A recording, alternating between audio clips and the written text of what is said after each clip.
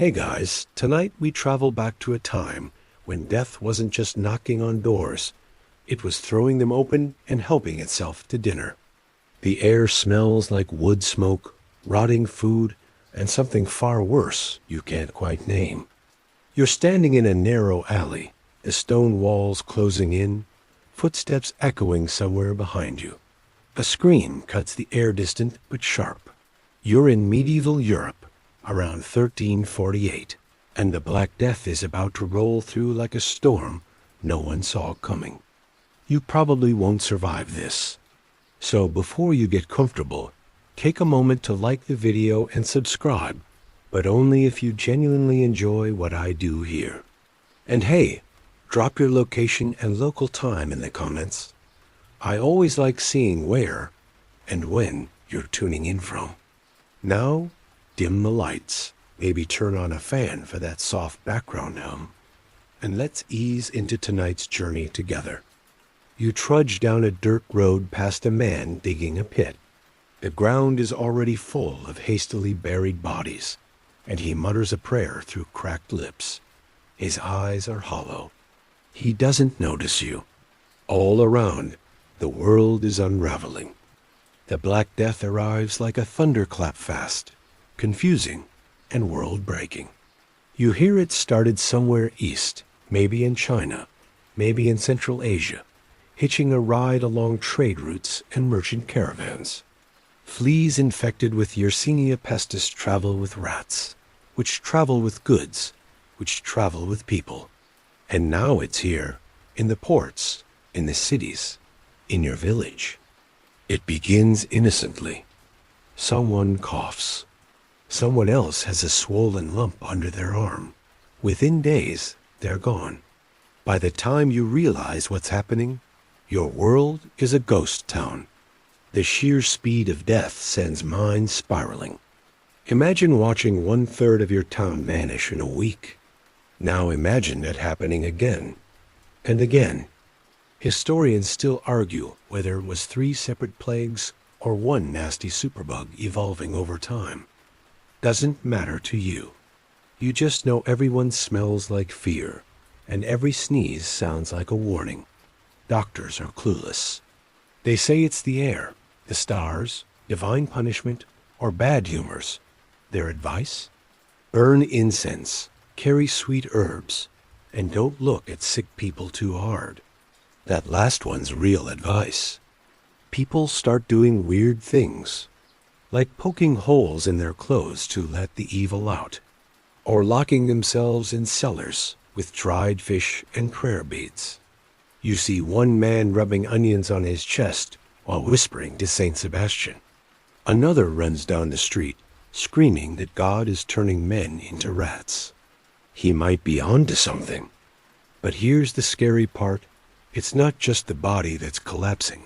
It's the mind. Fear rewires you. Your dreams get darker. Your hope fades like ink in the rain. You stop planning for the future because, honestly, what future? Every cough feels like a countdown. Every meal might be your last. Your heart races over shadows. You begin to forget what a full family looks like. At night, you lie awake listening, not for monsters or burglars, for silence. Because silence means someone stopped coughing. Silence means someone's gone. There's this girl, maybe 12 years old, sitting by a fountain. Her parents are gone, just vanished over the course of a week. She hasn't cried in days. She stares at the water, waiting for her reflection to disappear too.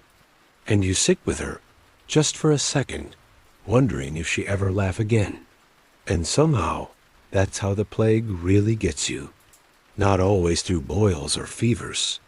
Sometimes it just breaks you, quietly. You wake to shouting in the streets again, not joyful market noise, not the clanging of iron or the creak of wagons. This is raw, panicked shouting. Doors slam. Someone's throwing belongings out a window. Somewhere nearby, a bell tolls. It's not calling anyone to prayer. It's a warning. Another house, another death. As you step outside, the morning light feels wrong, almost too bright against the despair. The village square, once a place of gossip and jests, is now empty except for a hunched figure sobbing against a stone column. No one approaches him. You don't either. That's the new rule, everyone keeps their distance. You don't make eye contact. You certainly don't touch. Even your shadow feels contagious. What you're seeing now is collective panic, medieval style.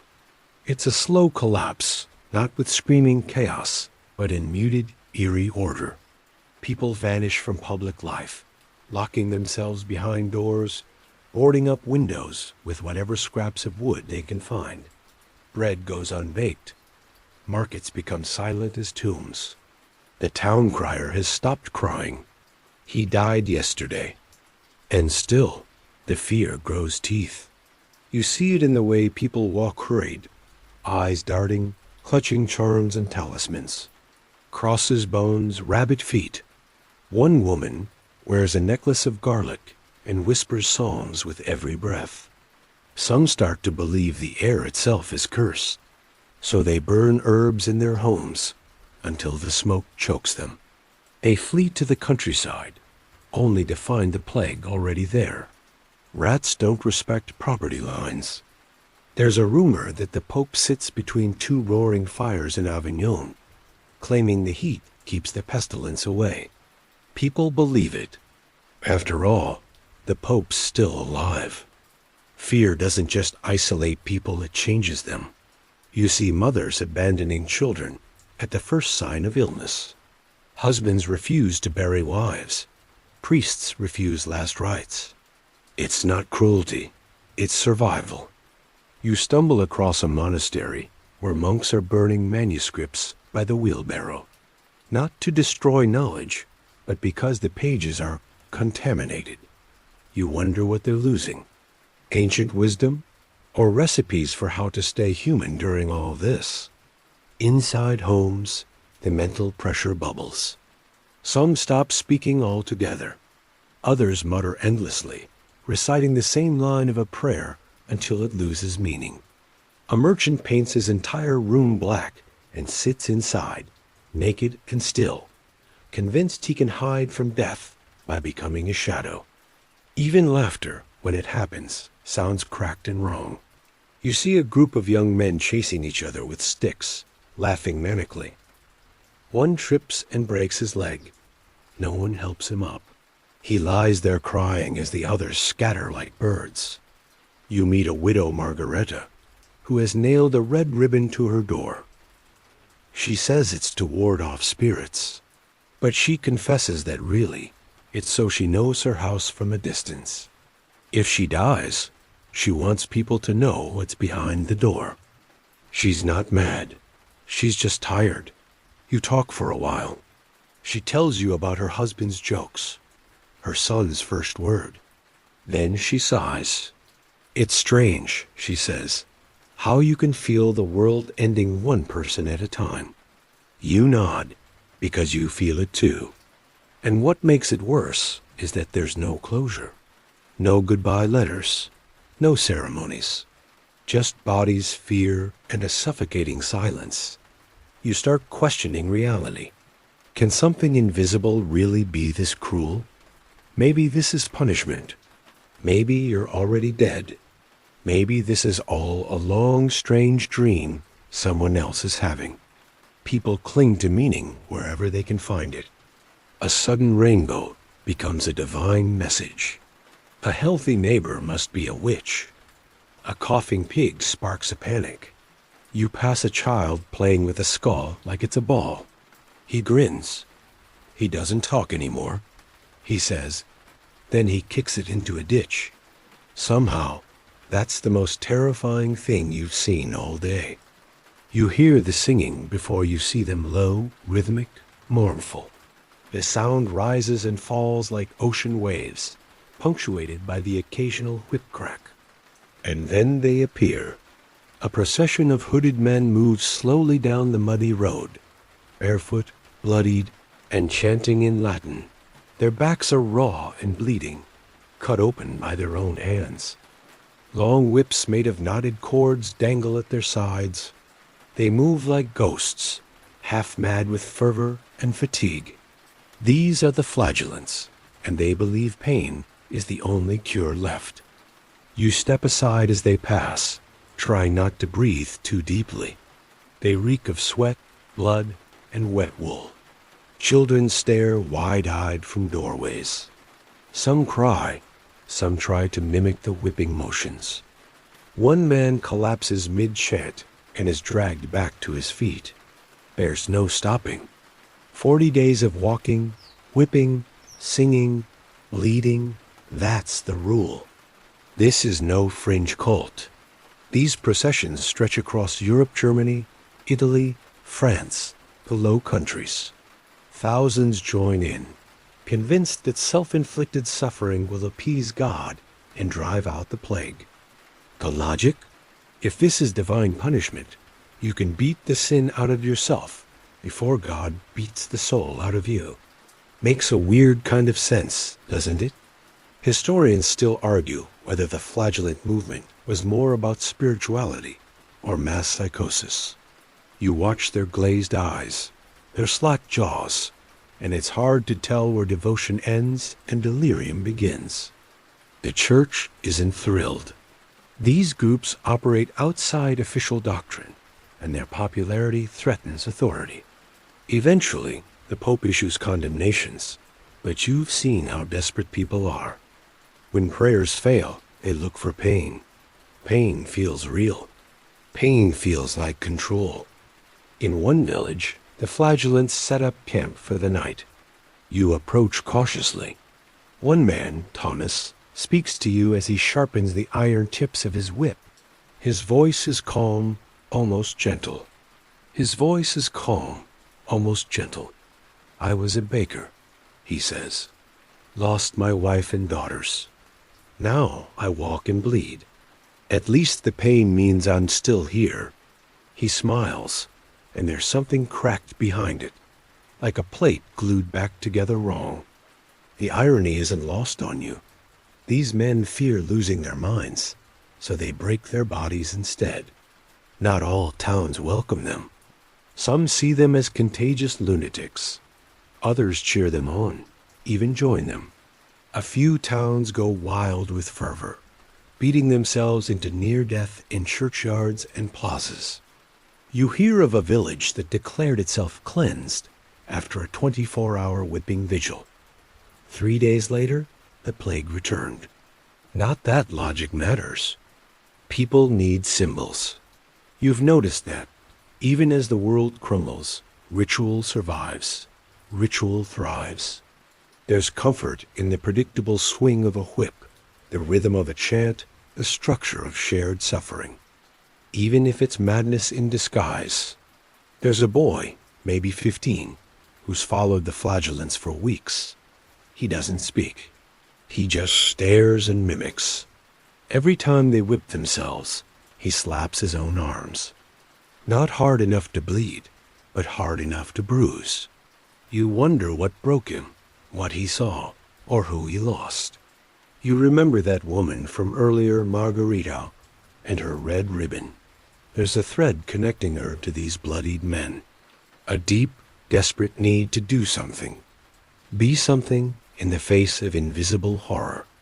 Even if that something is madness dressed as devotion. And as the sun sets, the flagellants begin again. Chant, whip, kneel, rise. Blood paints the cobblestones. No one blinks. Because in a world this unhinged, maybe they're the sanest ones left. You wander into a village square that doesn't look quite right. The houses seem darker, windows shuttered tightly, even though it's noon. You spot a cluster of people shouting at a woman near the well. She's holding a sack of grain. They say she poisoned the water. She says she just wanted to wash the sack before storing it. No one listens. A rock flies. Then another. You step back. This is what happens when fear festers, looks for a face to blame. In the chaos of the plague, Logic collapses and suspicion grows teeth. The disease is invisible, so people start inventing visible enemies. You hear whispers of witches, of secret cabals spreading death. People start blaming Jews, foreigners, lepers, beggars, anyone who looks different, prays differently, speaks with an accent, or doesn't show enough grief. She's not crying. That means she made a pact with Satan. Or, he still has bread, he must have sold his soul. That kind of thing. Historians still argue whether these scapegoat hunts were organized campaigns or wild mob psychology. But the outcome was clear. Communities tore themselves apart, trying to feel in control. In some towns, Jews are rounded up and forced to confess under torture. The confessions are nonsense talk of poison dust, enchanted wells, shadowy rituals, but they're enough to justify executions. You pass through one such town days after it happened. The synagogue has been burned. The air still smells of soot. The silence is heavier than the smoke ever was. You meet a merchant who hides his Jewish heritage by growing a long beard and wearing a cross. His name isn't even really his name anymore. He asks you if it's cowardice or survival. You don't answer. What would you say? Which is fair, no better. Herbalists, mostly women, are accused of brewing plague potions. You see one being dragged from her hut, clutching a basket of lavender and garlic. That was medicine a month ago. Now it's evidence. Her chickens are killed. Her hut is burned. She doesn't scream. That's suspicious too. And the worst part? You see how fast these ideas spread.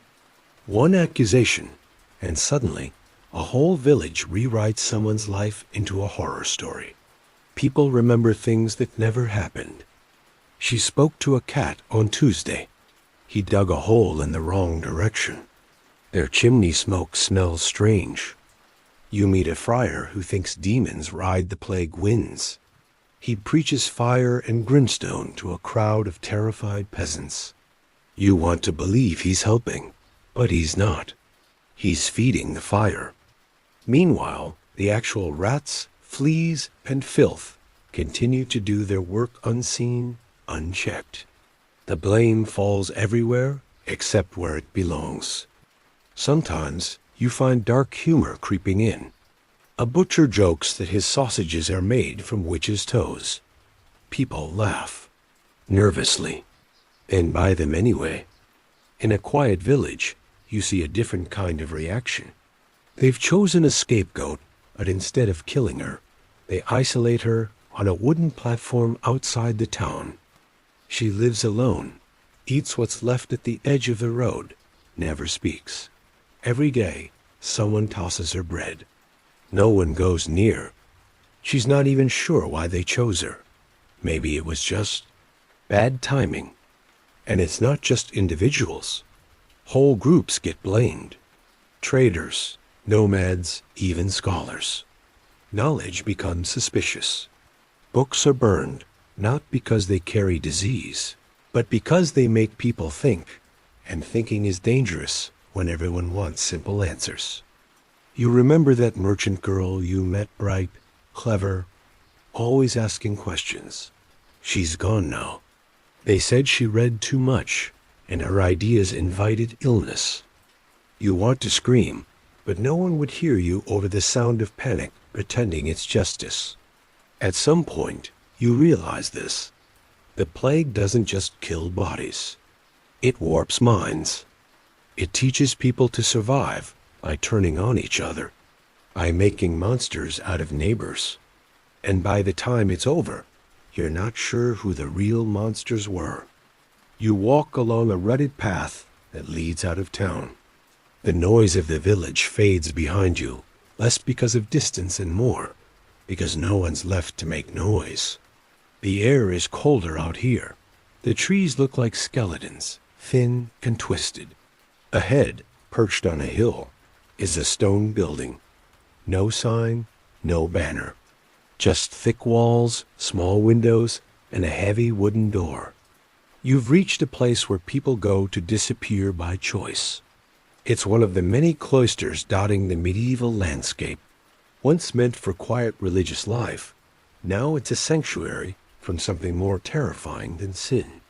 You knock, and after a pause, the door opens just wide enough for a pale, gaunt man to beckon you inside. He doesn't speak. No one here does. You've stepped into voluntary isolation, the medieval version of mental retreat. No social media detoxes here. Just silence, stillness, and the hope that if you hide deeply enough spiritually and physically, maybe you'll be spared.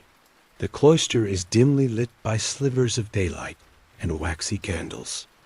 You hear nothing but the soft brush of feet on stone, the occasional whisper of fabric, and the distant groan of old wood. Everyone moves slowly, like they're underwater or afraid to wake something ancient. This isn't about physical safety anymore. It's about mental survival. People shut themselves in here, not just to avoid plague, but to avoid thinking about plague. Out there, the world is madness. In here, there's a script. Pray, eat, clean, pray again. No decisions, no news, no grief, just ritual. You notice something else. They avoid eye contact, not because of shame or fear, but because connection is a liability. If you care, you suffer. If you bond, you lose. Emotional detachment becomes armor.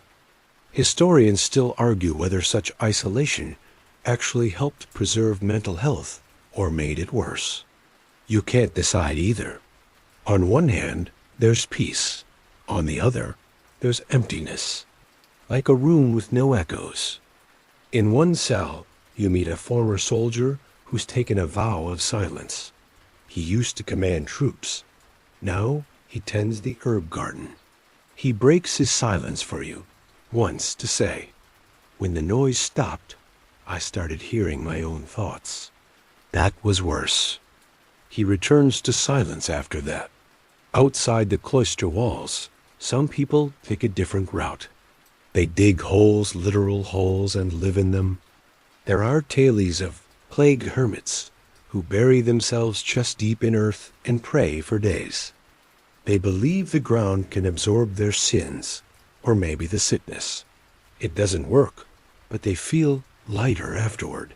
Or numb, which, honestly, might be the same thing now. In larger cities, wealthy families seal themselves in their own homes. You pass a manor where servants drop food at a gate without speaking.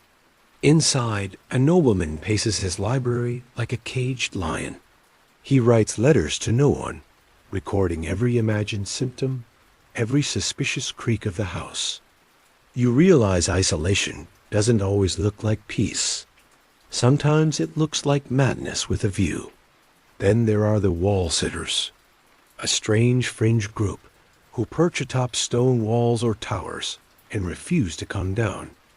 Some claim divine visions. Others claim they're trying to rise above the sickness literally. One man sits on a bell tower for 60 days. He says the plague can't reach higher than 10 feet. That's science now, apparently. People toss him food wrapped in cloth. No one talks to him anymore. But he's still there, watching. You begin to understand. These aren't just physical escapes. They're psychological ones. When the mind can't cope, the body flees or traps itself. Silence becomes medicine. Routine becomes a lifeline. Solitude becomes a shield. And slowly, reality blurs. You leave the cloister at dusk. The man at the door nods once. It's not a goodbye. It's more like a recognition. You survived the visit. That's enough. Behind you, the heavy door closes again.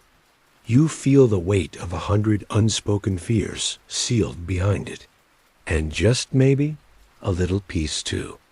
You're back on the road, though calling it a road is generous. It's more of a dirt vein winding through the countryside, bruised by cartwheels and stained with centuries of grime. Up ahead, a strange figure trudges toward you. He's wearing black robes, gloves, a wide-brimmed hat, and a mask that looks like a bird's beak. You freeze. Don't worry, he's not a monster. He's a plague doctor, and in a twisted way, he's here to help. These doctors are the front line, if you can call it that, of medieval medicine during the plague. The beaked mask isn't just a fashion statement. It's stuffed with herbs and spices to filter the air. Inside the beak, things like mint, camphor, cloves, roses, and sometimes literal sponge soaked in vinegar. It smells like a haunted spice cabinet. This is what medicine looks like when science is mostly guesswork and hope. The theory of the time says the plague spreads through miasma bad air. So if you smell flowers, you're safe, right? Sure, why not? Historians still argue whether the beaked mask was actually common during the Black Death itself, or came into use later during the 17th century. But for the people who did see those figures, the impression stuck hard. A looming bird face meant death had arrived. The doctor greets you, muffled and formal. His hands never touch anything directly, only with long metal rods. He doesn't actually treat much. Mostly he observes, records, and confirms what everyone already suspects, that someone is going to die soon. Inside a nearby house, he leans over a sick woman, mutters something Latin, and moves on. There's no cure, just ritual. Sometimes he prescribes bloodletting, or hot poultices, or placing a dead pigeon on your chest. And if that sounds bizarre to you, imagine how desperate you'd have to be to agree to it. You meet another healer, later not a doctor, but a barber surgeon. He offers tooth pulling, leech application, and minor amputations, all with the same set of rusty tools. You've got to drain the bad humors, he tells you, holding up a knife that looks more like a gardening tool. You politely decline the demonstration. Even more fringe are the urine prophets, people who diagnose plague by the color, smell, or taste of your pee. No, that's not a joke. You watch one man swirl a glass vial like he's sampling wine. He frowns deeply. Too yellow.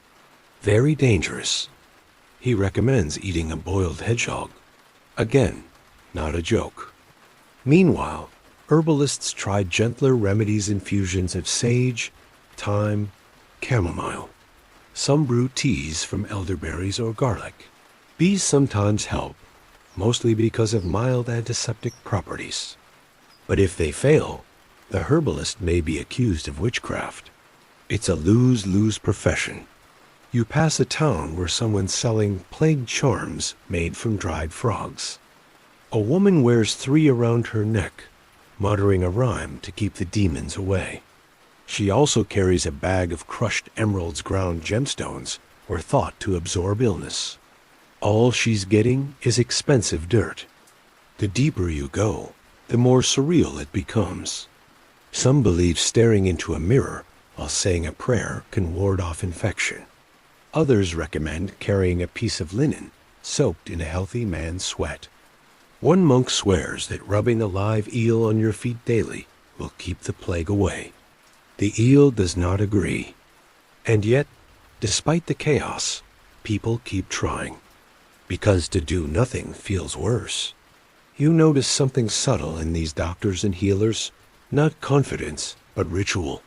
The act of doing gives them structure. It gives patients hope. And even if it's all nonsense, it feels like resistance.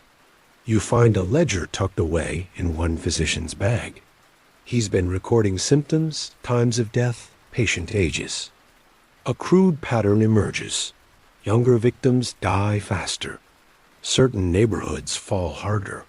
He's starting to suspect water might be involved, but he doesn't tell anyone. He's not ready to be called a heretic. And in the end, maybe that's the tragedy of medieval medicine. Not the failure, but the earnestness. These people aren't fools. They're survivors trying to make sense of horror, with what little they have: herbs, knives, and desperate faith. You leave the village as the plague doctor closes another door behind him. He doesn't look back. He never does. You dream of fire. Not flames exactly, but heat-feverish, dry-mouthed heat that crawls over your skin like ants. You wake in a sweat, heart pounding, throat tight. It takes a full minute to remember where you are, or when you are. The lines between sleep and waking blur quickly in this world. You're not the only one. The deeper the plague seeps into daily life, the stranger people's dreams become. Visions, nightmares, and sleep terrors become so widespread that entire communities begin treating them like omens. A farmer tells you he dreamed of ravens pecking out his eyes the night before his daughter fell ill. He now wears a blindfold while sleeping, just in case. Another woman swears she saw St. Michael battling a dragon made of rats in her dream, and when she woke up, her rash was gone. Coincidence? Probably. But she's already painted the vision on her front door. You hear chants in the night, soft and distant. People trying to keep the bad dreams away with hymns. Even children mutter them in their sleep. No one talks about restful nights anymore. If your sleep is dreamless, you're lucky. If it isn't, well, let's hope the visions are holy. Historians still argue whether this mass dream hysteria was psychosomatic, or whether people simply became more vocal about their subconscious as reality grew more unbearable. But it's hard to ignore how widespread dream fixation becomes. Sleep used to be a reprieve, now it's a battleground. And not just at night. You meet a miller who claims he dreamed awake. He stood in the middle of the street, eyes open, arms raised, claiming angels were whispering secrets about when the plague would end. People threw stones at him. One missed and hit his daughter. She hasn't spoken since. You encounter a healer collecting dreams, like other people collect herbs.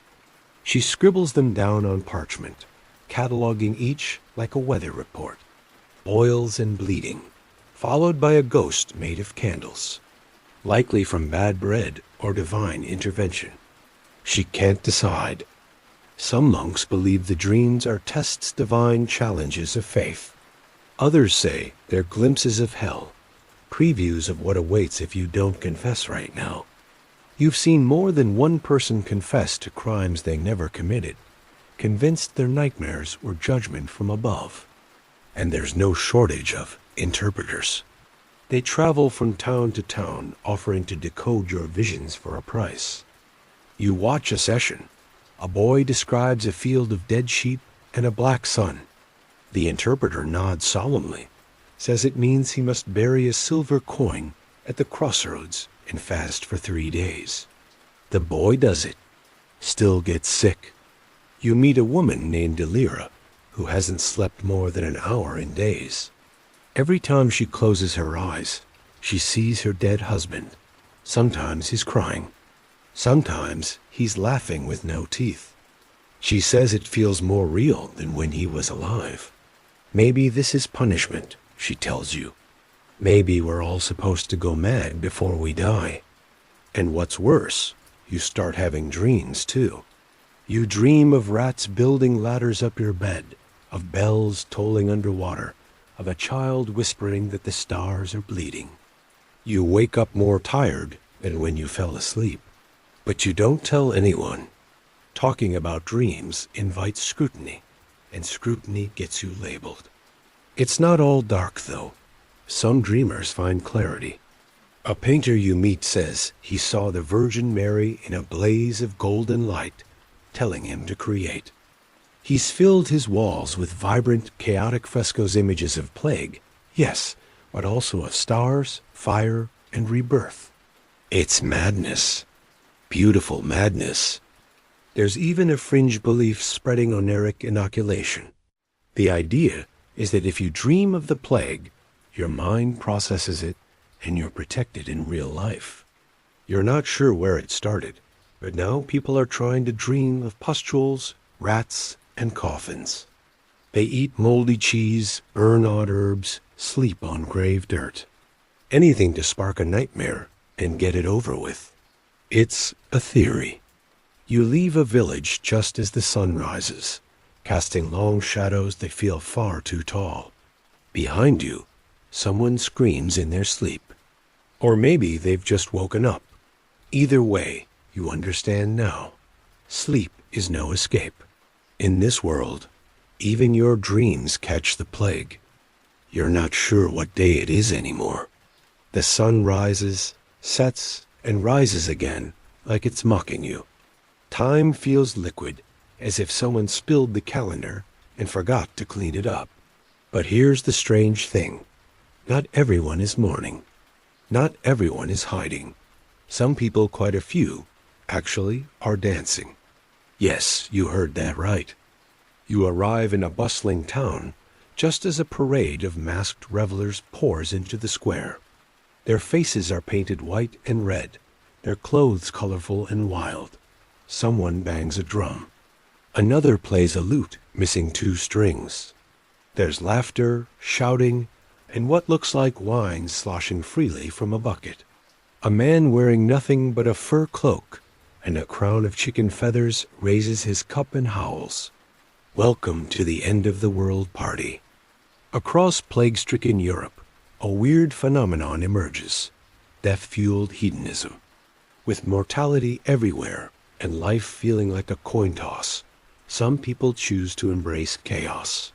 They feast, drink, dance, and yes, hook up with reckless abandon. It's not just denial.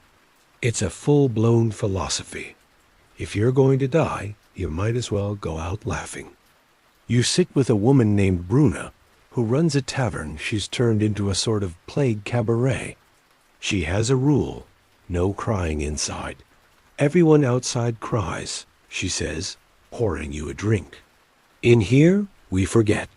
Her walls are covered in strange art skulls with flowers, rats playing lutes, a naked monk doing cartwheels. It's absurd. It's deeply human. Historians still argue whether these acts of defiance were spiritual coping or just plain insanity. But one thing's clear: this isn't new. Humans have always turned to pleasure during crisis. The ancient Romans did it. The Byzantines did it. And now, here in this cursed century, the tradition thrives again. You pass a group of revelers dancing in a circle around a pile of shoes, each pair belonging to someone who's died. They call it the Dance of the Forgotten. It's haunting, but also strangely moving. Some go further, forming secret societies that meet in graveyards to toast the dead. One calls itself Les Joyeux Morts, the joyful dead. You're invited to one of their meetings. Everyone wears masks, drinks from blackened goblets, and shares stories of lost lovers, odd dreams, and near misses with the plague. It feels like a support group dressed up in Halloween costumes. Others embrace sensual indulgence with almost religious fervor. Brothels don't close, they expand.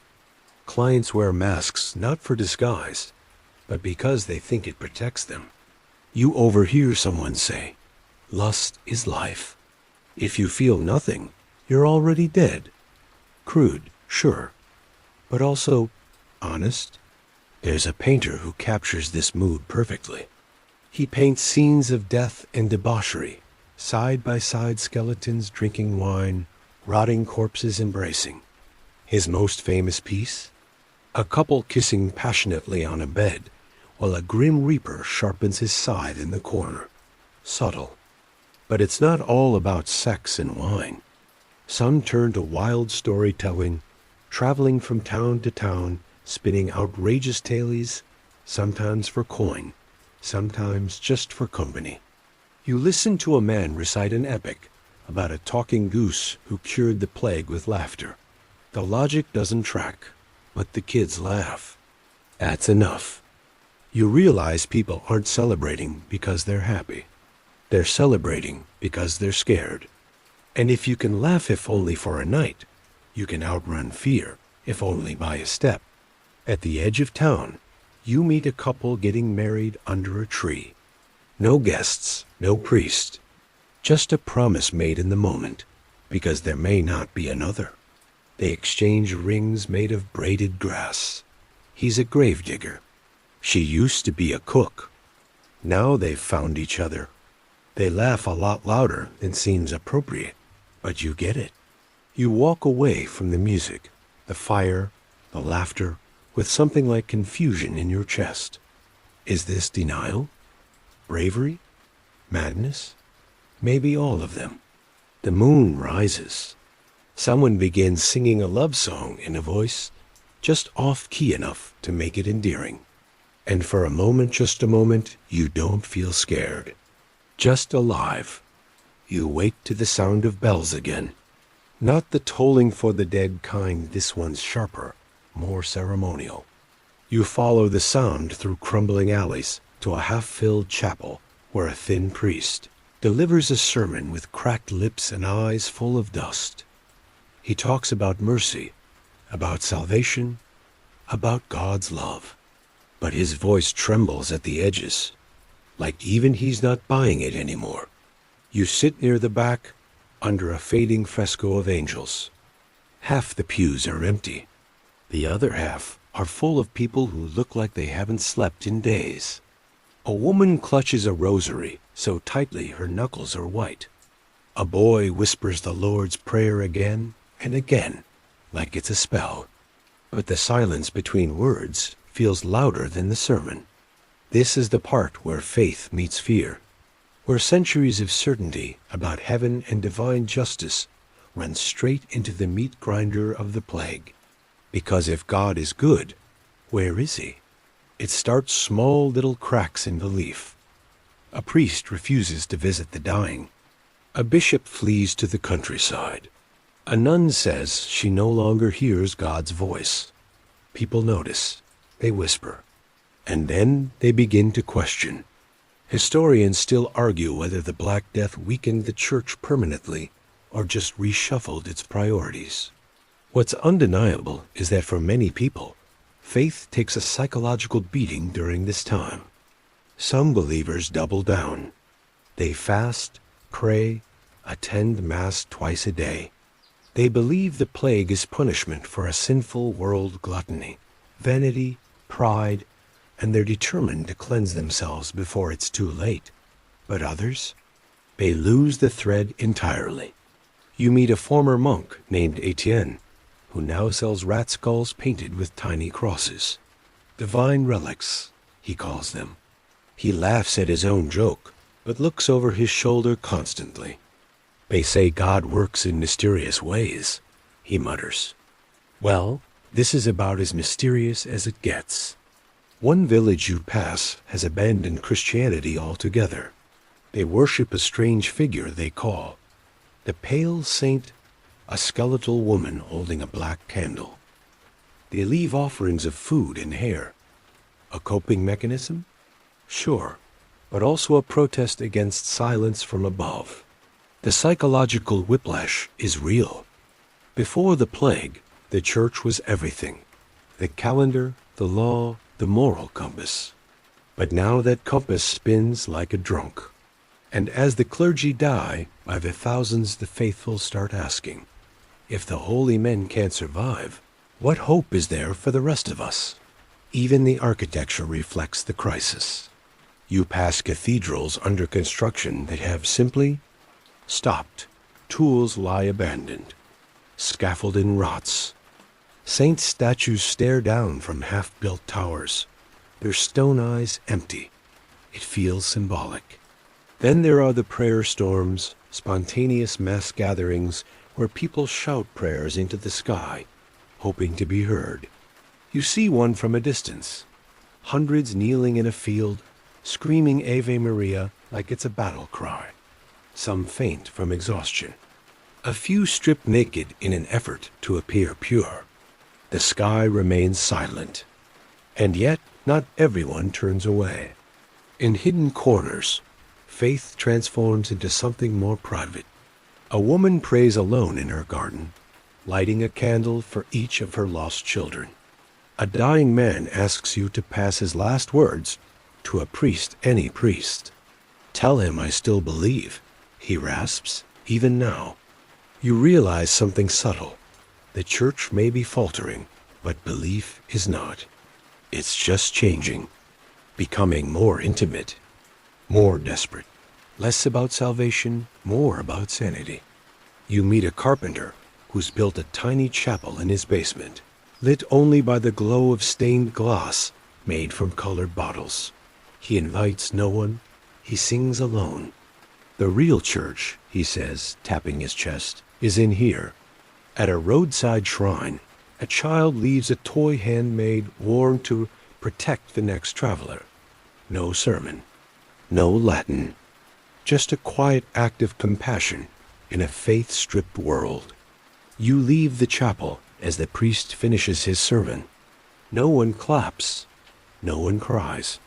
They just shuffle out, eyes on the ground. But one old man lingers. He lights a candle, places it carefully before the altar, and says, "If you're still listening, please, do something." The flame flickers. You can't tell if it's in response. You find yourself walking behind a wagon, its wheels thick with mud and something darker. On top lies a pile of what looks like sacks, until you notice a pale hand slipping out from under the cloth. The driver doesn't speak. He doesn't stop. He just calls out every few feet, voice dull. "Bring out your dead." This is the grind of mortality, and by now, it's almost mundane. The plague has moved beyond catastrophe into routine. You feel it in the way people stack bodies like firewood, bury them without names, without prayers. Grief used to be loud. Now it's quiet. Now it's paperwork, if you're lucky. In the beginning, deaths were tragedies. Whole families sobbed, priests blessed, neighbors helped dig. But the numbers got too big, too fast. Cemeteries overflowed. Churchyards turned into pits. And when that wasn't enough, cities dug trenches mass graves where the dead were dumped like refuse.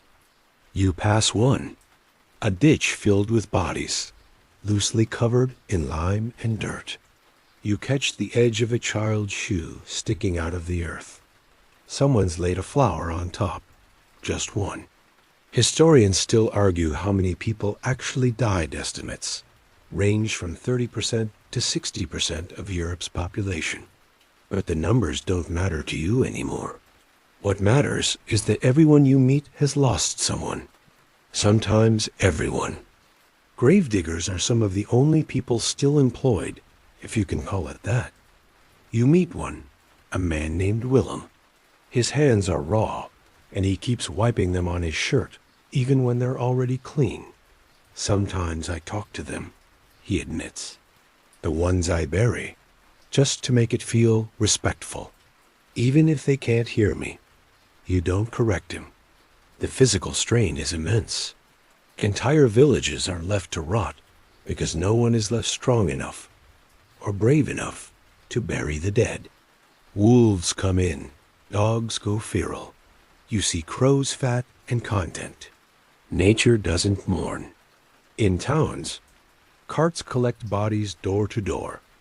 People leave the dead outside like trash. Sometimes they ring a bell. Sometimes they just whisper a prayer and close the door. The living are numb. You get that now. A fringe group believes that honoring the dead draws the plague closer. So they destroy anything sentimental: clothes, letters, portraits. One man burns his family's belongings in front of you, stone-faced. The less you remember, he says, the less it hurts. But not everyone forgets. You meet a woman who's turned her cellar into a museum of grief. Carefully washed clothes hang like ghostly silhouettes, each one tagged with a name, a date, a story. She shows you a child's tunic. "My nephew," she says. "He liked to put pebbles in his pockets. She shows you the pebbles, still there. You start noticing how death rituals mutate. Without priests or structure, people invent their own. One family paints blue crosses on their doors to guide the soul. Another buries relatives upright, so they'll be first to rise when the end times come. A man reads poetry to a skull he carries in a sack. You sit by a river with a boy who floats paper boats carrying ashes. They'll sail to heaven, he says, if the rats don't get them.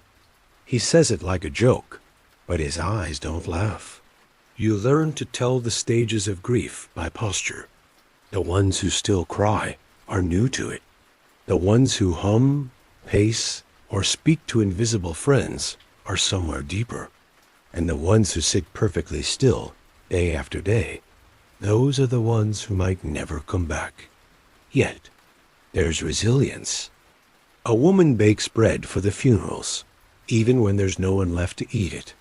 A man carves wooden markers by the hundreds, even when most will never be read. You realize that remembering becomes its own act of rebellion, a quiet middle finger to a world trying to erase everyone. You reach a hill and look back at the town. The sun is setting, casting gold across the rooftops. From here, it almost looks peaceful, but you know better. Down below, the wagon keeps moving. Bring out your dead, the driver calls, voice hoarse. He doesn't stop. He never does. You've heard of haunted houses, but this whole city feels haunted.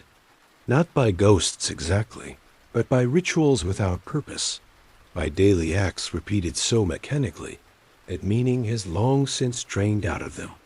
You walk down a street where someone still sweeps their front step every morning, even though no one passes by. A tailor still sits at her bench, stitching a jacket no one will ever wear. There's comfort in the motions, even when the result doesn't matter. Welcome to the plague's most invisible consequence, the slow unraveling of mental balance, dressed up as routine. You enter a town square where a man throws breadcrumbs on the ground every day at sunrise. Not for pigeons, they're gone. Just because he always has.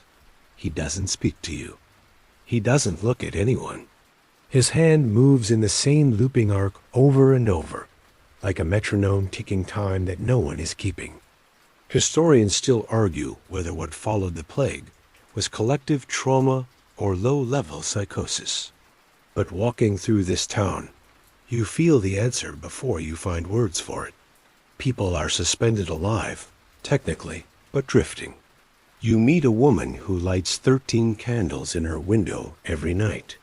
For protection, she says. Against what? Bad thoughts. Then she shows you a small notebook. Every page is a list of things she's grateful for.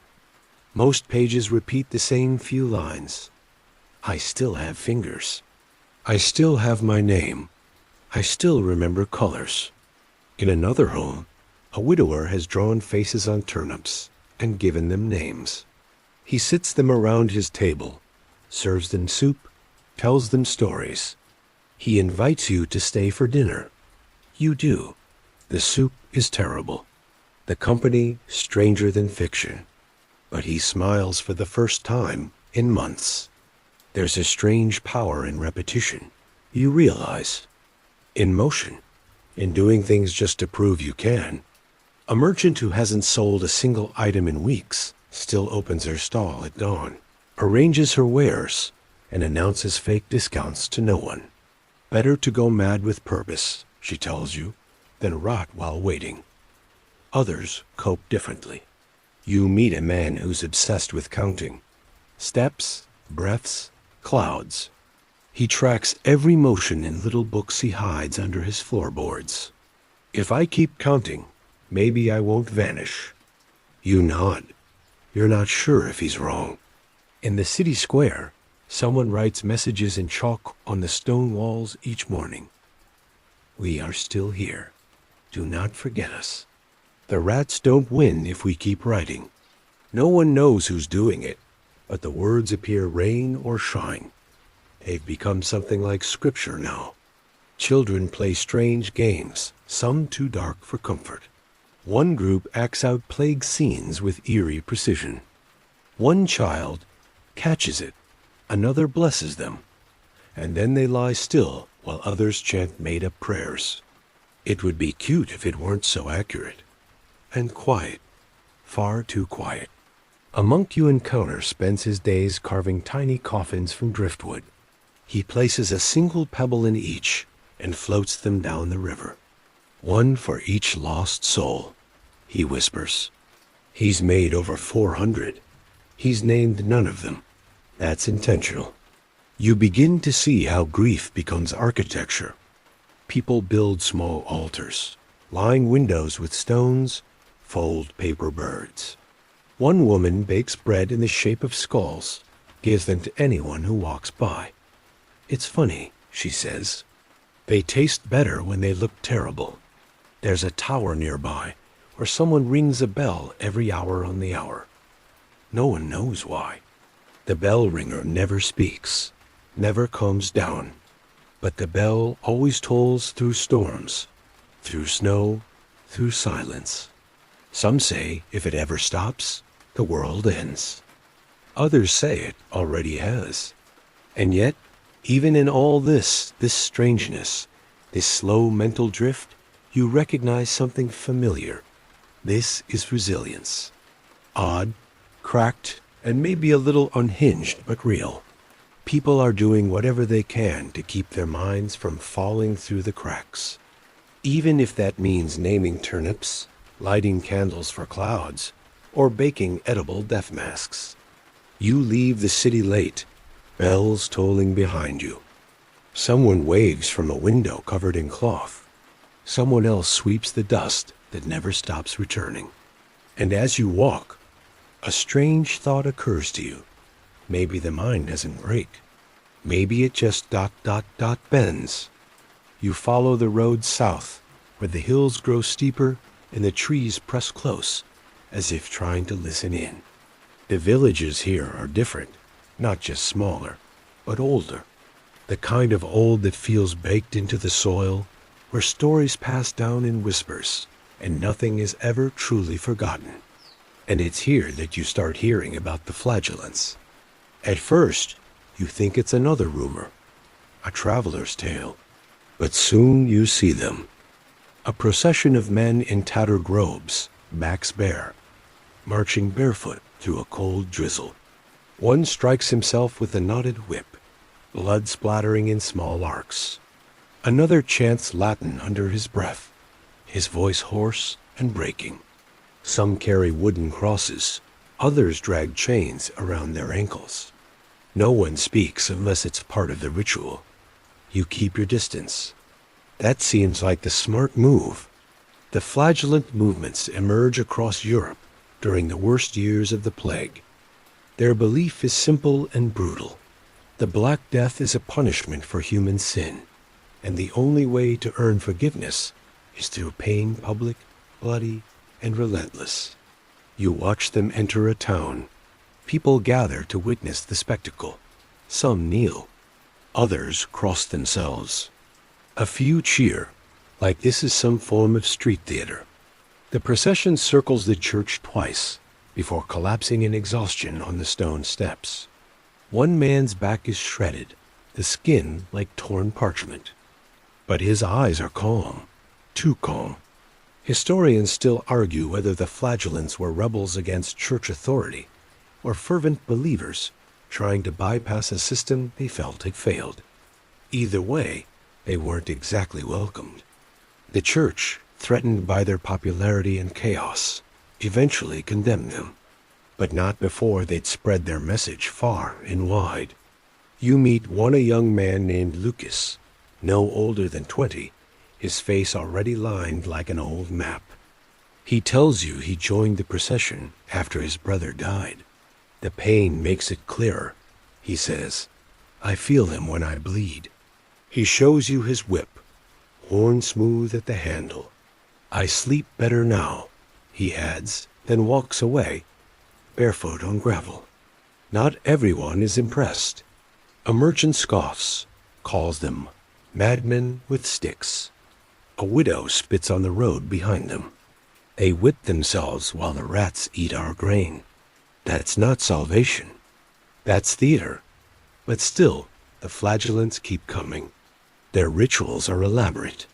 Each town they enter must host them for 33.5 days, symbolic of Christ's years on earth. They sleep on the ground, refuse meat, and sing dirges that sound like slow thunder. Their chants worm into your brain, looping even after they've gone. And they bring something else with them, fear. Because wherever they go, disease often follows. It's not their fault, probably. But some towns start closing their gates to them. Others open the gates and then lock them after, trapping the flagellants inside with the sick. A grim form of hospitality. The movement splinters over time. Some groups adopt apocalyptic visions, claiming the world will end by the next equinox. Others grow political, blaming the clergy or foreigners. One band you hear of has started branding themselves with hot iron crosses. Another eats only ash and drinks river water. The church starts rounding them up. Some are burned. Others vanish into forests and become legends. You find remnants, blood-stained cloths nailed to trees, fragments of songs etched into stones, footprints that go nowhere. It's like chasing ghosts. Painful, rhythmic, chanting ghosts. But here's the thing. In a world so shattered, where prayers go unanswered and medicine is guesswork, pain becomes a language, a currency, a control mechanism. If you can choose when you suffer, how you suffer, it feels less like punishment and more like power. One night, you sleep near a ruined chapel. In the morning, you find red lines in the dirt marks from a flagellant's whip dragged along the ground. A crude message scrawled in Latin beneath. He sees us when we bleed. No one else is around. The forest is quiet. You keep walking, not because you're afraid, but because part of you understands. The road bends inland, leading to a cluster of squat stone houses ringed by moss and silence. The people here don't smile. They don't ask questions. They glance at you, then keep doing whatever it is they were doing, repairing nets, sorting herbs, watching the tree line as though it might bite. You've entered one of the many plague-born superstitious zones places where fear has fermented into belief, and belief has mutated into obsession. It starts small. A red string tied around a child's wrist. A line of salt across a doorway. But it grows, fast. Here, folk rituals have taken the place of science, and in many cases, religion too. These aren't ancient customs, they're new inventions, born of desperation. A woman ties garlic bulbs to her goats. A man sings a single note for 10 minutes every morning to repel death vibrations. A whole village wears their clothes inside out on Thursdays. You ask why. No one remembers. Historians still argue how much of this was rooted in forgotten pagan practices versus spontaneous social responses to unexplainable horror. Either way, it's everywhere. You see a baby baptized in smoke instead of water. You see a fisherman spit on every fish he catches twice before eating it. The sickness hates spit. He tells you with total conviction. In one town, the villagers burn black feathers weekly and breathe the smoke through hollowed reeds. In another, people paint red dots on their foreheads to confuse the invisible things. You meet a baker who puts a clove of garlic in every loaf and calls it death bread. It tastes like punishment. Still, people buy it. You pass a cottage where a woman wraps herself in linen soaked in vinegar and nettles, then lies in a shallow pit for an hour each day. Keeps the plague from seeing me, she explains. She smiles, but her eyes twitch. There's a surge in protective charms. Bones, teeth, Old coins, bird claws, anything that can be worn, carried, or buried. One man gives you a tiny pouch filled with crushed mint, iron shavings, and a spider. Keep it near your heart, he says. It'll distract the plague. You wear it for a day, just in case. You see symbols etched into doors, some Christian, some ... a double spiral, a hand with 7 fingers, a circle of eyes. No one can explain them, but everyone agrees they work. Probably. You meet a self-declared plague witch named Tova. She sells spell bundles wrapped in lambskin. Each contains 3 rosemary leaves, a strand of black hair, and a strip of linen with writing so smudged it might just be scribbles. She's in high demand. People don't want cures, she shrugs. They want control. And control is the heart of it. These rituals aren't about logic. They're about agency. In a world where death strikes at random, these acts, however absurd, give people something to do. They reclaim a tiny piece of power. Even animals aren't spared. Cats are drowned in some towns, believed to carry the devil. In others, they're worshipped and fed better than humans. You walk through a village where a black cat wears a crown made of twigs. Queen of health, a child tells you. The cat hisses. Probably doesn't enjoy monarchy. A merchant you meet carries a wax doll wrapped in human hair. He says it belonged to his wife. She held it every night before she died. Now I do. You ask if it helps. He shrugs. Helps me remember. Superstition doesn't always soothe. Sometimes it poisons. You witness an old man accused of bringing the plague with evil dreams. The village drives him out, throwing clods of dirt and curses. Later, you find his walking stick by the roadside, snapped in half. There's a smear of blood on the bark. You begin to understand. These aren't just quirky habits. They're scaffolding, emotional infrastructure. Without them, people collapse.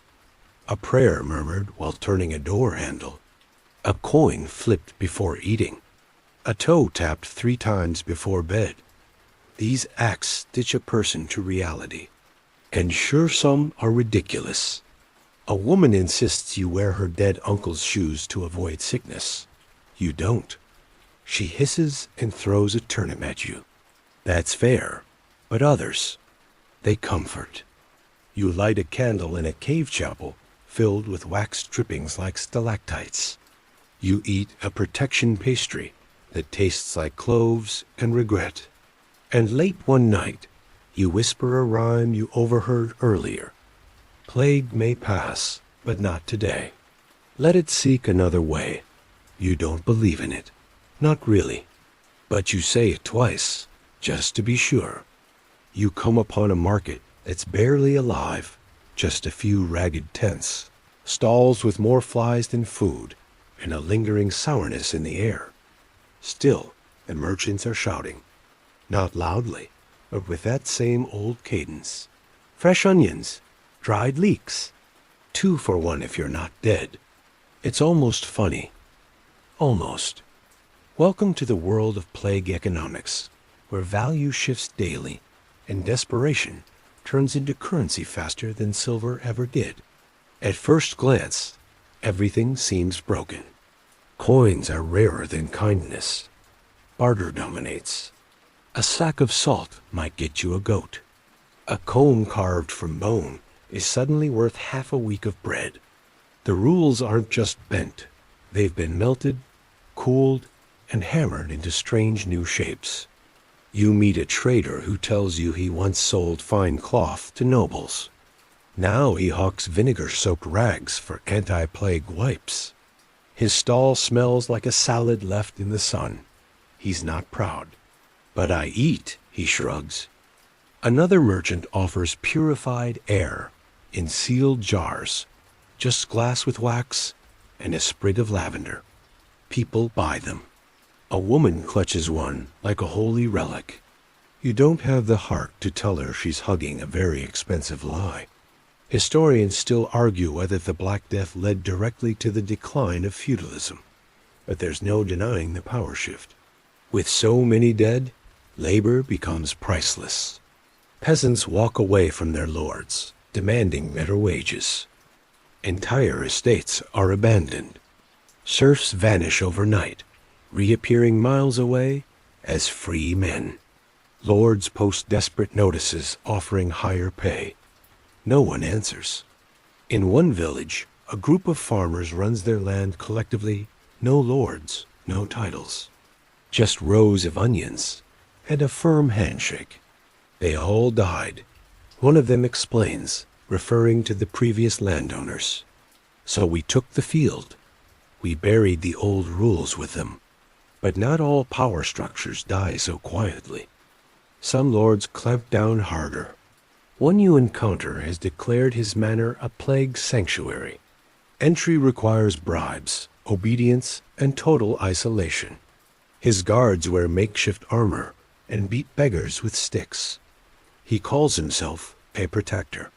The locals call him a vulture. You pass a church auctioning blessed relics, splinters of the true cross, toenails of saints, cloths soaked in divine sweat. Some are likely fake. One is clearly just a spoon. Still they sell. Fear has a wallet.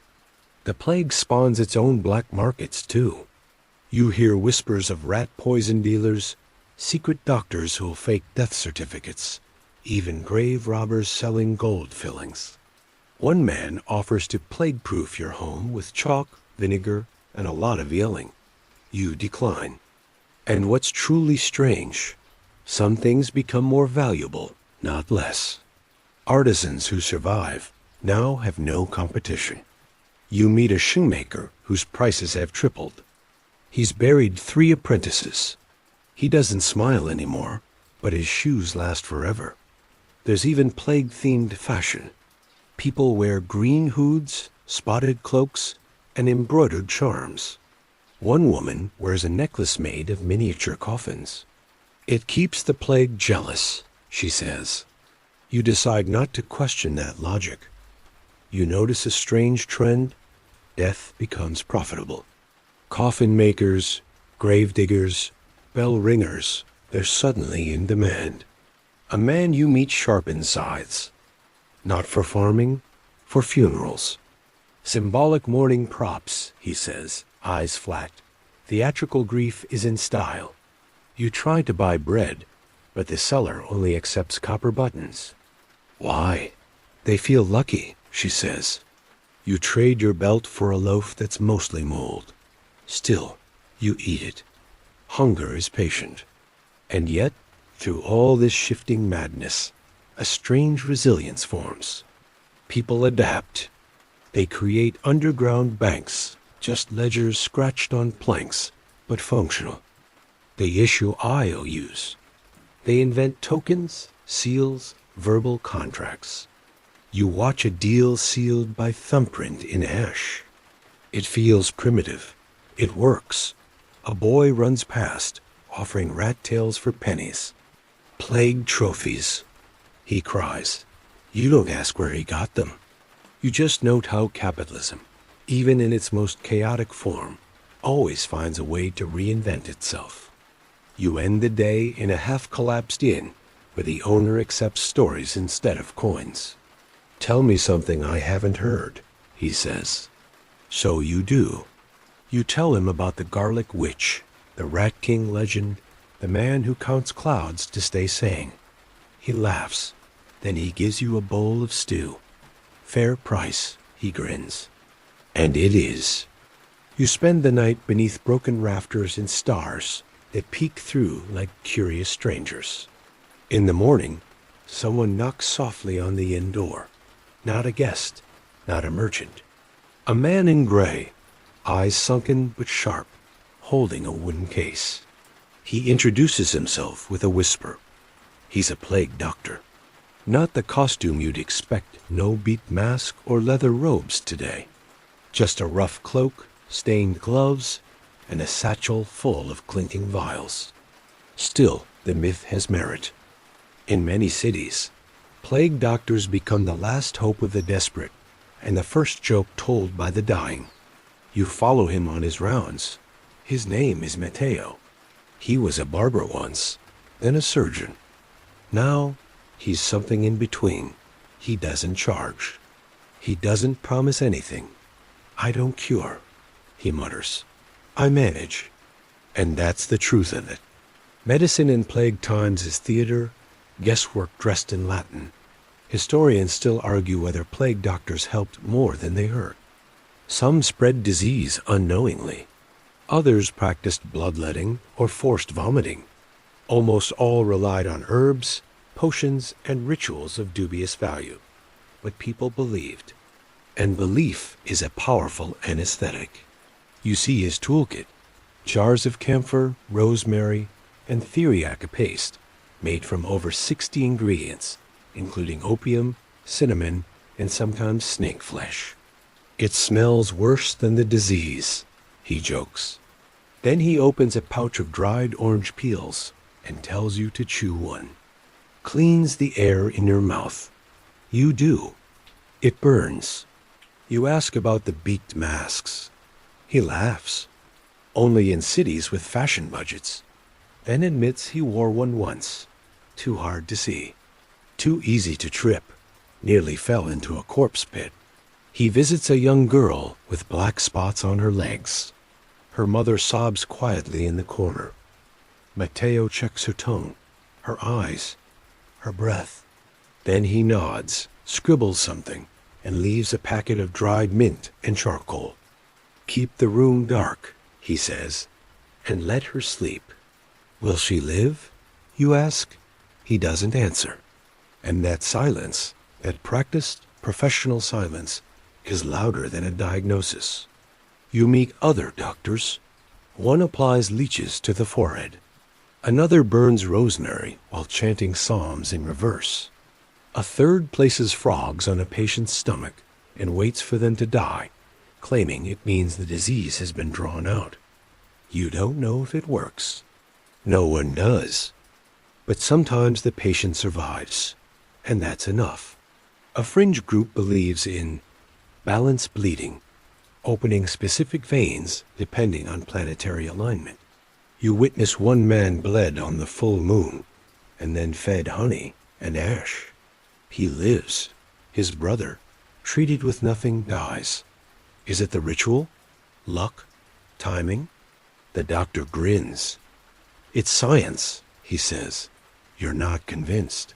You visit an apothecary who operates like a sorcerer rose of dusty jars, bubbling pots, herbs hanging like dried bats. She mixes you a tonic of fennel, garlic, and burnt lemon. Good for everything from boils to broken hearts. You sip.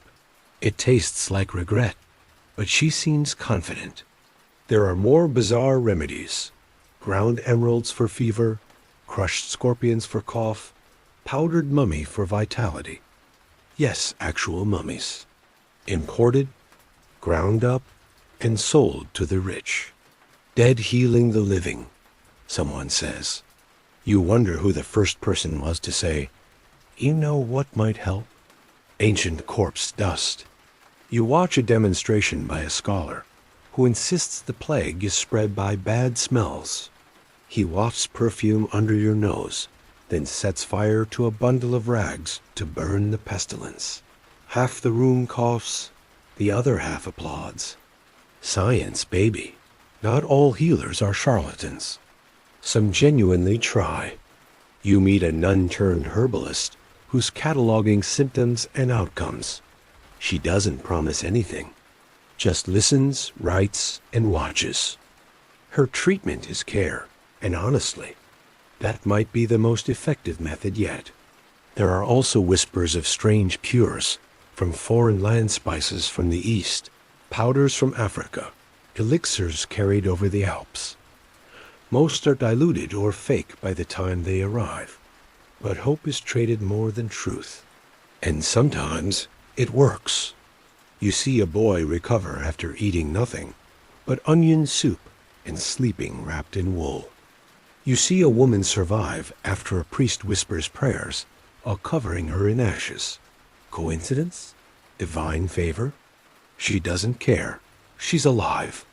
That night, Matteo sits by the fire, polishing his tools. "You want the truth?" he says.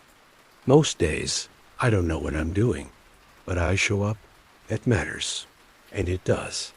Because when everyone else runs away, the plague doctor walks in awkward mask, faulty tools and all. Not a cure, but a presence. Sometimes that's enough. You're deep into a forest path now, following winding trails that locals refuse to name. They say it's bad luck to speak certain words out loud these days. So you walk in silence until you hear laughter. Not the joyful kind.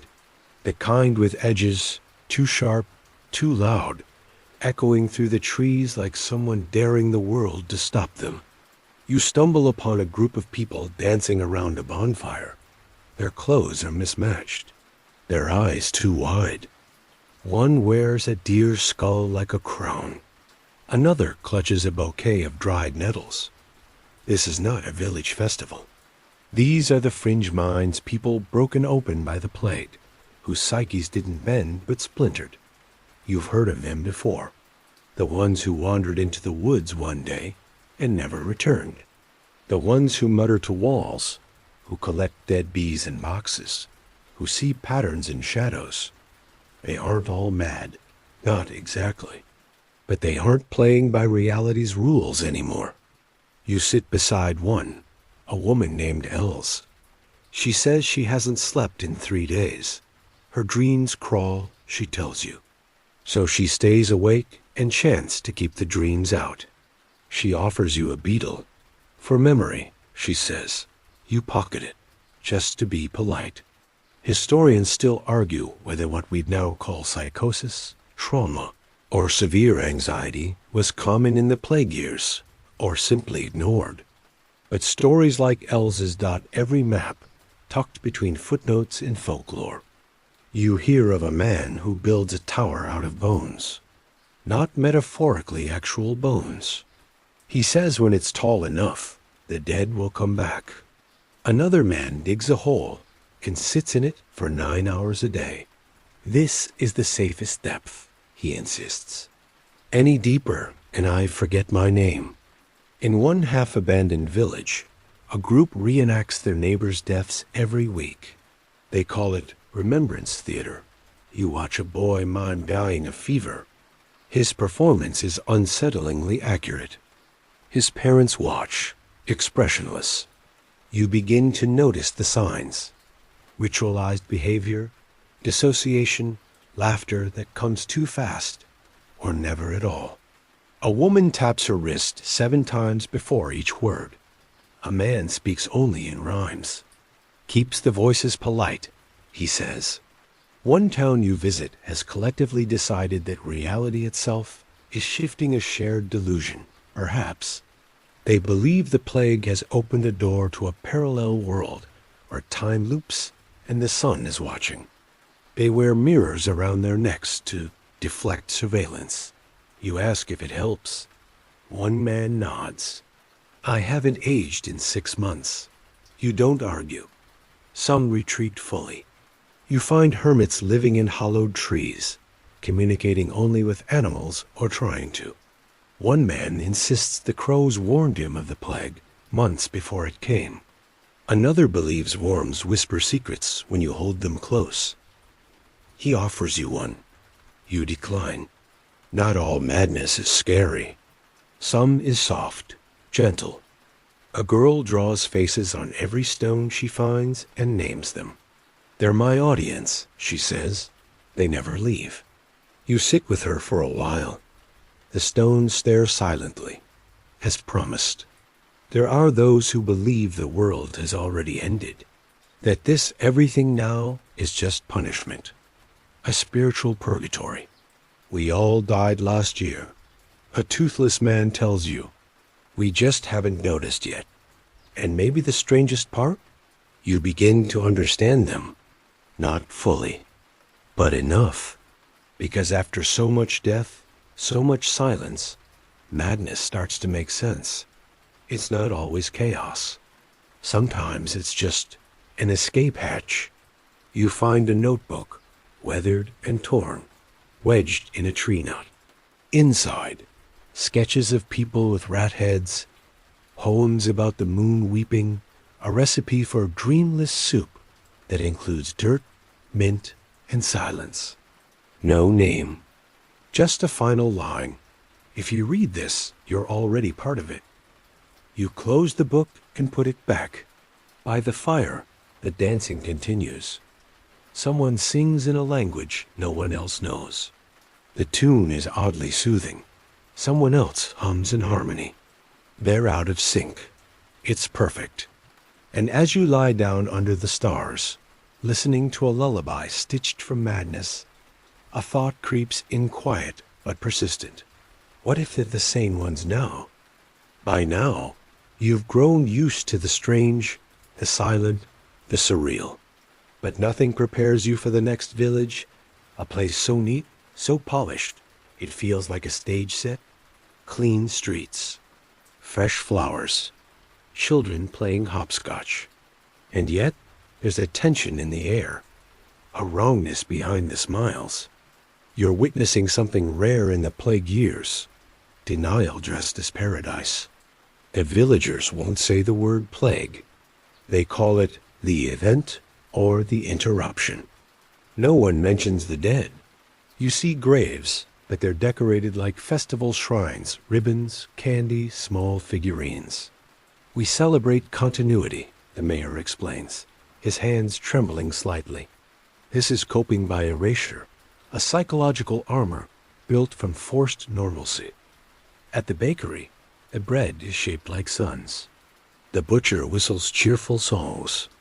Every home has a painting of a green field, same field, different angles. You ask about it. That's the world before, someone says, eyes distant. The world we still live in, if we pretend hard enough. Historians still argue whether these bright spots were acts of hope or subtle delusion. But in practice, they're a mental quarantine keep the horror out by never acknowledging it. Children here are taught alternate nursery rhymes. One begins, when the wind is warm and sweet, all the sadness must retreat. You hear them chant it while skipping rope. You feel something cold crawl down your spine. You meet a woman who insists her husband is just away on business, even though his name is etched into the village memorial. She dusts his chair daily, sets 2 plates for dinner. Her neighbors nod approvingly. He'll be back, they agree. You don't correct them. There's a rigid cheerfulness here, smiles that never quite reach the eyes, laughter that goes on too long. You notice how quickly people change the subject when illness is mentioned. A boy coughs once, and the entire square falls silent for a beat too long. Then the music gets louder. You visit the schoolhouse. Children are drawing pictures, flowers, sunrises, animals. One girl hands you her drawing, a family with no faces. This is us, she says. You ask why there are no features. She shrugs. They change too much. In one home, you see an entire room filled with painted windows. The glass is covered in murals, fields, blue skies, birds mid-flight. Outside, it's gray. You ask the artist what she calls the collection. It's called Not Today. She doesn't elaborate. A man gives you a tour of the village, pointing out Joy Station's benches where people are required to sit and say something positive. It keeps morale high, he explains, gripping your arm a little too tightly. You sit. You say, the sky is wide. He exhales with visible relief. Not everyone plays along. There's an old woman who sits under a tree just outside the village, humming low songs that speak of fire and bones. She spits when you mention the event. This is a lie, she growls. We're dancing in a grave. The villagers pretend not to see her. You begin to notice cracks in the facade. A gardener obsessively trims roses until their hands bleed. A shopkeeper insists her shelves are full, though they clearly aren't. A boy stares into puddles for hours, saying he's talking to the reflections that remember. You don't ask him to explain. One evening, the village holds a joy march. Everyone dresses in bright colors and sings a song with the chorus. We are the lucky. We are the light. You join, your step stiff. Eyes glance toward you, waiting for your smile. You force one. That night, a storm rolls in.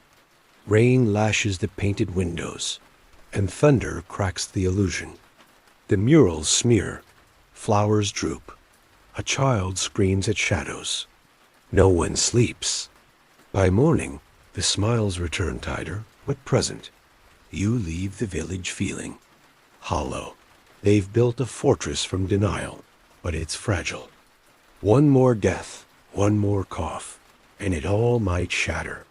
Still, you can't help but admire it. Because sometimes, pretending is survival, and pretending very hard, that's an art. You walk away under a sky that's more gray than blue.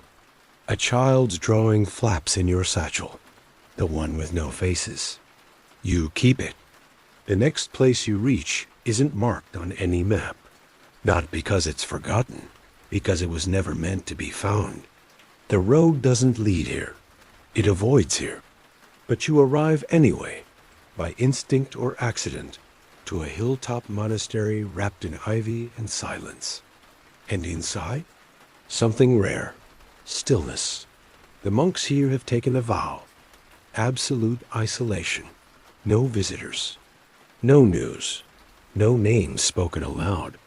And certainly, no mention of the plague.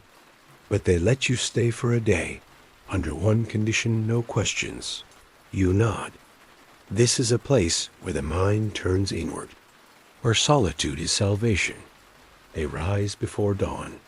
They chant in intervals. They eat in silence, eyes down. And though no one says a word to you, you feel the rhythm sinking into your bones. The quiet isn't empty. It's dense, like fog. Historians still argue whether these kinds of religious retreats helped or harmed mental health during the plague. Some say the isolation protected sanity. Others believe it bred delusion. Standing in the cold stone chapel, you feel both possibilities breathing down your neck. The walls are covered in icons painted by trembling hands. Some are serene saints and halos. Others are wild figures with too many eyes, flames instead of heads, angels cradling skulls. One shows the Virgin Mary weeping black tears into a field of bones. A monk places a bowl of water beside you, then lights a candle and walks away.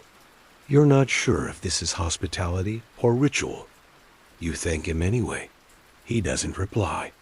At midday, they bury a body. No ceremony. Just humming in dirt. The grave marker is a stone with no name. You ask one of the monks later, gesturing only why no inscription. He shrugs, then taps his chest. All the names are already here, he seems to mean. Not everyone survives the silence. You're shown a cell tiny, dark, the walls scratched with unreadable symbols. He went too deep, someone whispers. It's the only sentence you hear all day. You find scrolls hidden in a chamber. Not holy texts journals. Pages and pages of what seems like stream of consciousness scribbling. Thoughts, fears, moments. One reads, Day 102. The sky is heavy. I dream of breathing without fear. I saw my mother's face in the candle wax. You realize this place isn't just a sanctuary. It's a mental crucible. Strip away sound, people, distraction, and the self is all that remains. For some, that's healing. For others, unbearable. A monk offers you a stone with a hole through it. For looking at the world differently, he says. Then he walks into the forest and doesn't return for hours. You try the stone. Everything looks smaller, quieter. It helps. A little. They farm here. Bees, mostly. Honey is sacred. Preserved sweetness. One monk mouths silently. You taste it thick, rich, almost medicinal. You wonder how long sweetness can last when the world keeps rotting. By candlelight, they copy texts, old prayers, new poems, strange diagrams with looping arrows. You ask what it means? A monk smiles and gestures to the stars. It's for them, he mouths, then goes back to writing. You sleep in a narrow bed, under a thin blanket, beside a cracked wall. In the stillness, your thoughts shout. Memories sharpen. You recall a girl lighting candles for her dead brothers, a man building a bone tower, a merchant trading jars of air, the bell that never stopped ringing. It overwhelms you. You wake before dawn and sit in the chapel. No one joins you. A sliver of light splits the darkness, hitting the altar. Dust floats like holy snow. You understand now. In a world drowning in noise, some people choose silence not as retreat, but as rebellion. Against chaos. Against grief. Against forgetting. The monks will never know how the plague ends. They have chosen not to care. Not out of ignorance, but to protect something fragile. Themselves. As you leave, a monk presses something into your hand. A small medallion. One side bears a flame. The other, an eye. You don't ask what it means. Some things, you realize, are better kept quiet. The road takes you down from the monastery and into a valley where fog clings low, muffling sound and thought alike. The landscape here feels suspended, untouched by time or progress. But the people, they're different, wary, quiet, and deeply focused on one thing. Stories. Not facts, not medicine, not theology.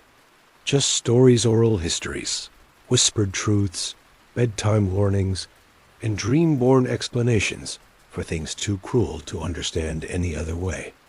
You realize quickly that this isn't just folklore. It's a survival mechanism.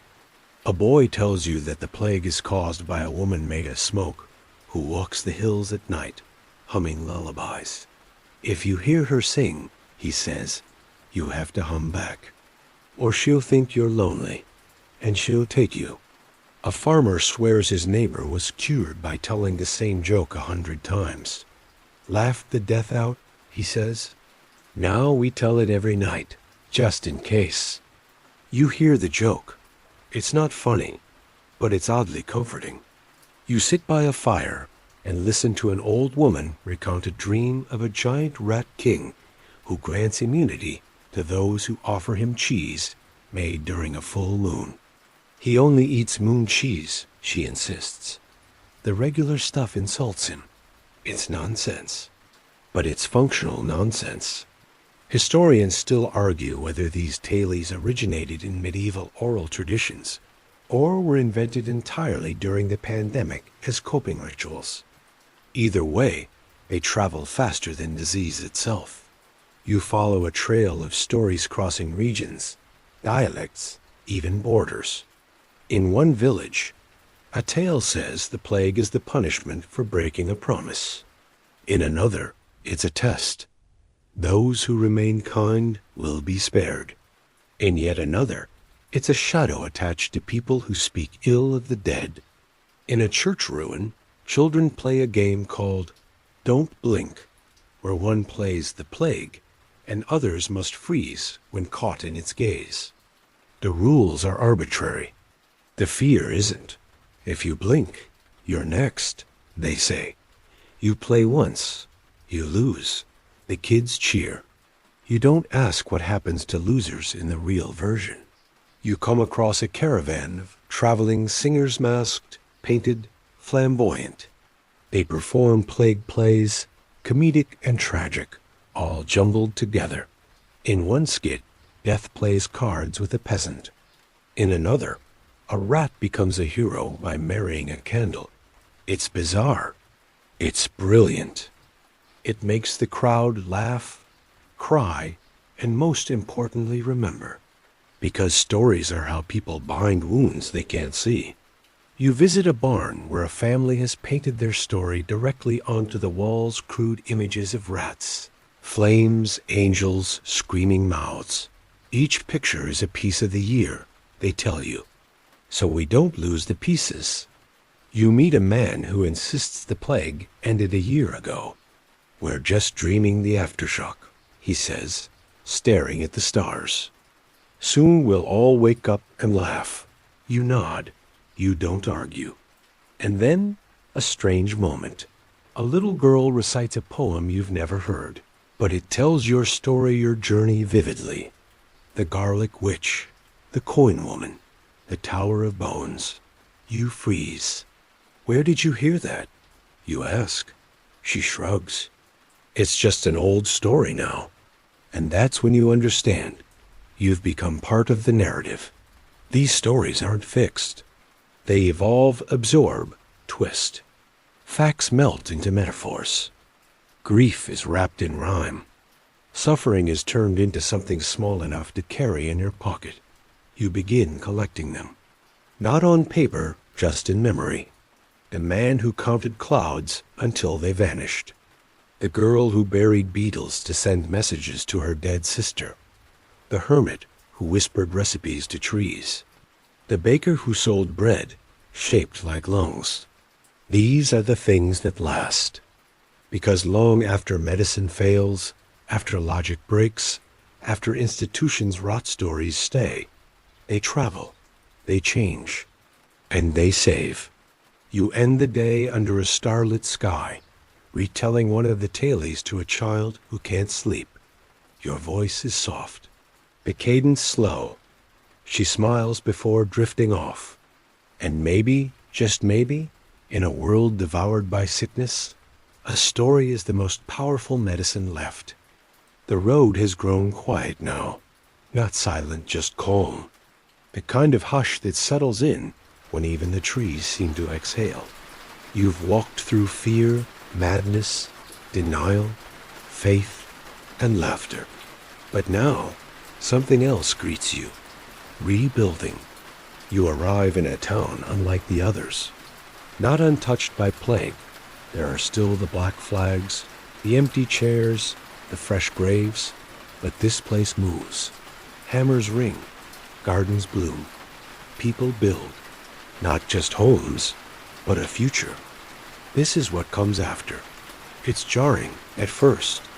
You're used to collapse, to watching the world fold in on itself.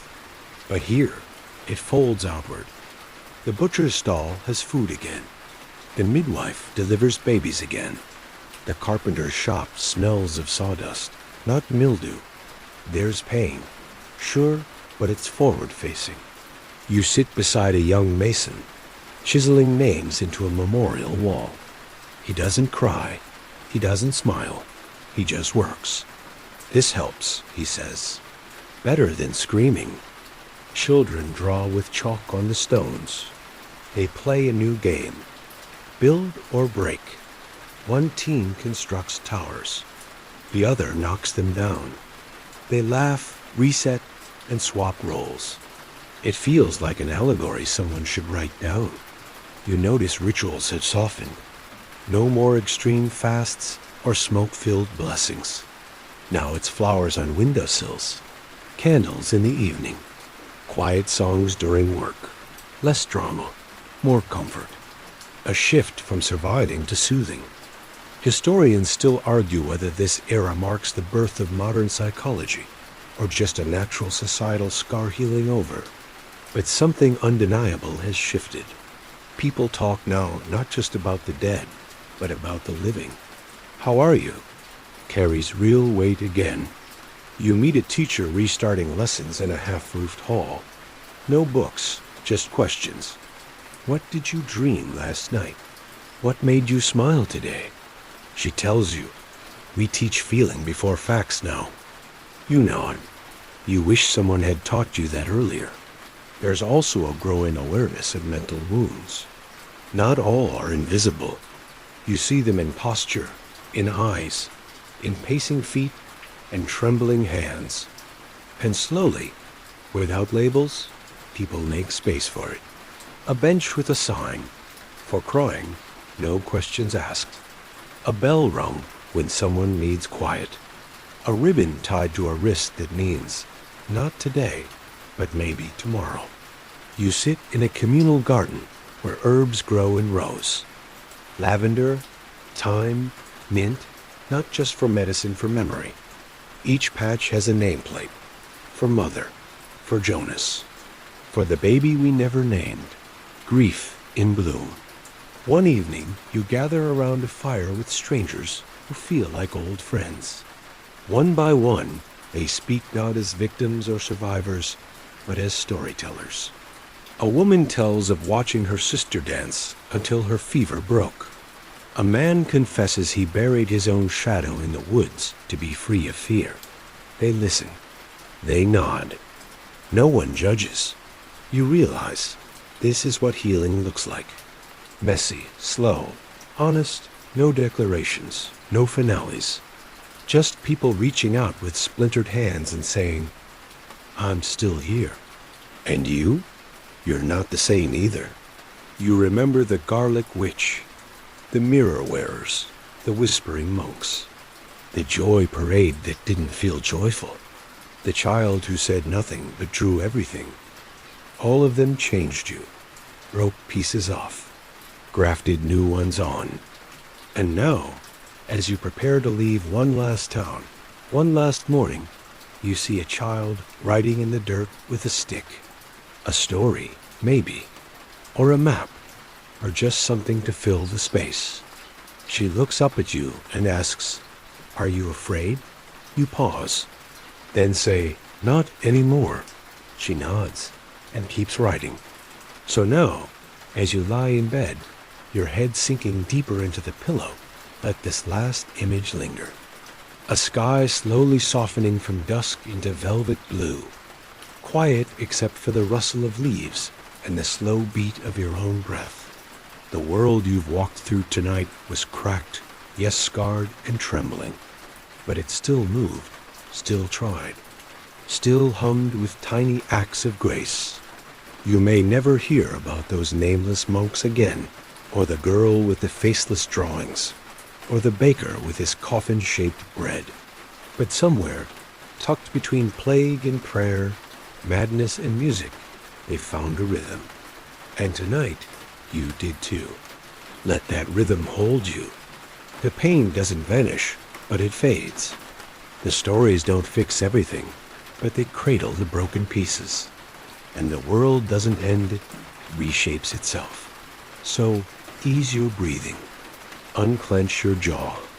Let go of the weight you didn't even know you were carrying. You've walked through the darkness. And now you rest.